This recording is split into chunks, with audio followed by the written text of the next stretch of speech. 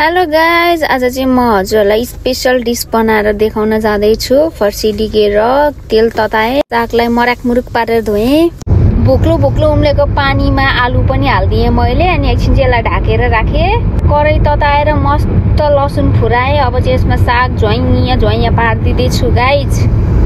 मजाले चलाउने है, यसरी लसुन हालेपछि नुन हालिदिने, अजिनामोटो हालिदिने, त्यसपछि द्याट्स इट हुन्छ। मजाले चलाउने है। अनि अलिकति चाहिँ सोया सस हालिदिने, एकदमै टेस्टी हुन्छ सोया सस हालेपछि सब्जीमा चाहिँ। अनि आलु पनि रेडी भयो। आलुलाई चाहिँ मजाले चिसो पानीमा निकालेर भिजाउने है, यसरी मजाले। अनि यता फर्सी बोइल गरिदिने। साग रेडी भयो। फेरि कराई तताएँ अब मैले चाहिँ यसमा होइन। कराई तातिसक्यो, लसुन हालेँ, अलिकति खुर्सानी हालेँ, मस्त होइन। मलाई चाहिँ यो आलुको तरकारीमा खुर्सानी पिरो बनाएको मनपर्छ। अनि आलु हालिदिएँ मस्त। अनि यसरी फ्राई गर्ने है। यसलाई चाहिने सेक्सी नुन हालिदिने, अनि हट अजिनामोटो हालिदिने, रोमान्टिक सोया सस हालिदिने, त्यसपछि काली कलौटी अमिलो हालिदिने, चाइनिज अमिलो है। हालिसकेपछि मजाले यसरी चलाउने गाइज, मस्तसँग चलाउने। अनि एकछिन ढाकिदिने। हेर्दा हेर्दा हाम्रो पहेँली फर्सी पनि रेडी भइन्छन् है त। अब आलुलाई उतारेर राखिदिने, धेरै पकायो भने प्यालात पुलुत्तै हुन्छ।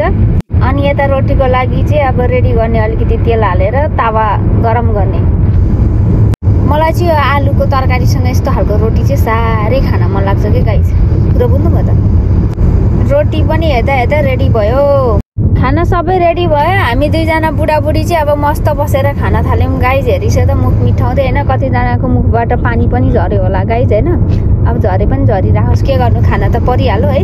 यसरी मनपर्छ। हेर्छ त रोटीमा यसरी आलु हाल्ने, अनि मस्तसँग चबाएर दबाएर खाने है, गुवाममा। म चाहिँ यसरी रोल गर्दैछु यी।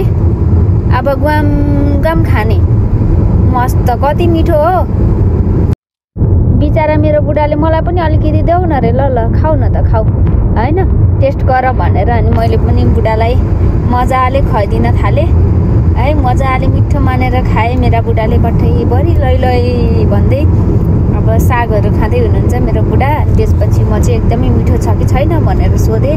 अनि बुढाले चाहिँ मिठो छ भन्दै हिँड्छ है।